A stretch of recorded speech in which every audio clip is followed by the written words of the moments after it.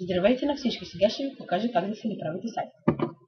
Първо влизате в Google и пишете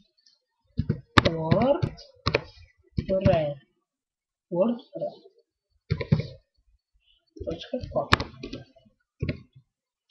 Ето да препишете адрес.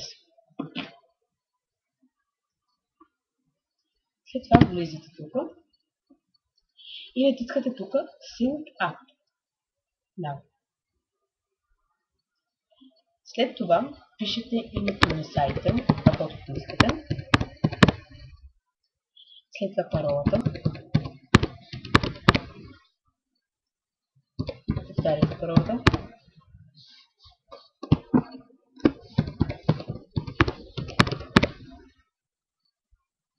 Пишете валиден имейл, защото там ще получите активация на сайта ви.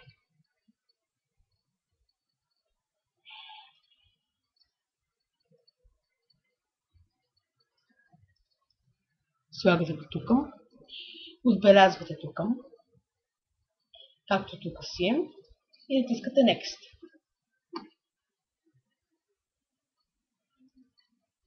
Всъщност има така вече, така ще прибавим още 10. И натискаме пак Next.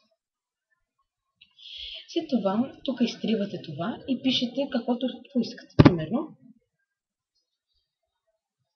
тук е всичко. Избирате език, аз ще избера български. Тук както си е, натискате Sync Up. След това отивате в имейла си и натискате входящи.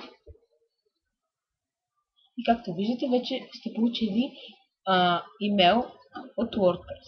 Натискате върху него и ви излиза адреса. Натискате върху него.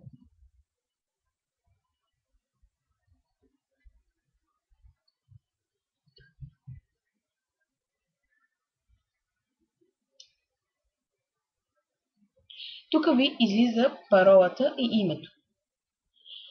Ако искате да видите сайта си сега, натискате тук. Ако искате да влезнете в сайта си, натискате тук. Аз ще натисна тук.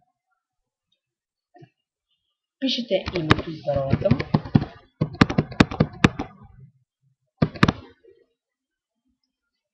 Пишете паролата си. Натискате Remember Me. Ви запомни. Натискате Login. Ето, че е влезнал. И ето, виждате тук всичко. Заглавието на сайта. Натискате тук да влезете в сайта си. Да си го видите. Ето, това беше от мен. Благодаря за гледането.